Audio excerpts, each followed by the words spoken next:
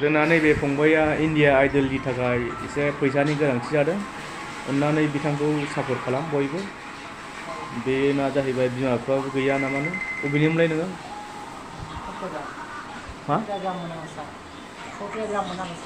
हा India idol थांनो नामा नोङो मोसाहैनो बाबुआ बे माससिम माने थांनो बायदि भिडिअखौ मोजां मोनोबा लाइक खालाम शेयार खालाम अन्नानै साबस्क्राइब खालाम प्लिज जायगानिखौ एसे जों सापर्ट खालामनांसिगोन बिथांखौ थेंक इउ जोंना नैबे बेनारा ना मा जाया बार खोलो खोलो बारनायजों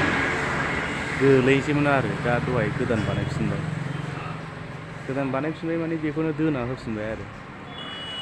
जा बार बारदों मोनायाव थांनाय मोनायाव बेखायनो खायलें जाबायमोन क'क्राझार मिसाखौ कास्टमार दङ सिख्लाफोरबो सेंग्रा सिख्लाफोर सानै साथाम तान्दुरिनि माबा बानायगासिनो नान बानायग्रा सावदों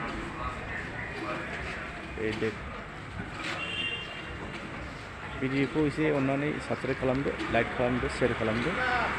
जोंनियाव जाफैनाय मम' थम' गासिबो मोनजोबो फारसेनिफ्रायनो मा खालामदों आसोल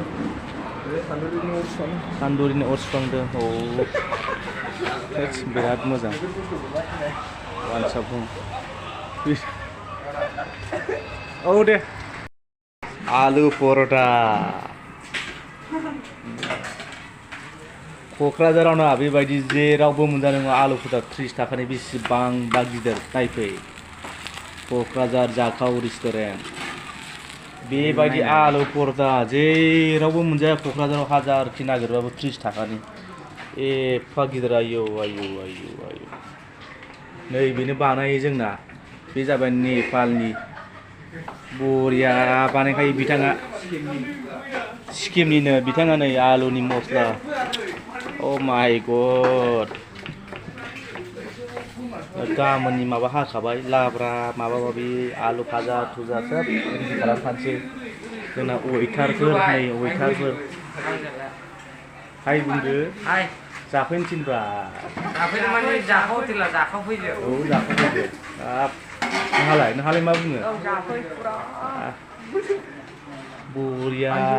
बेबायदि मोनजागोन 30 थाखानि आलु परोटा हाब मा जाया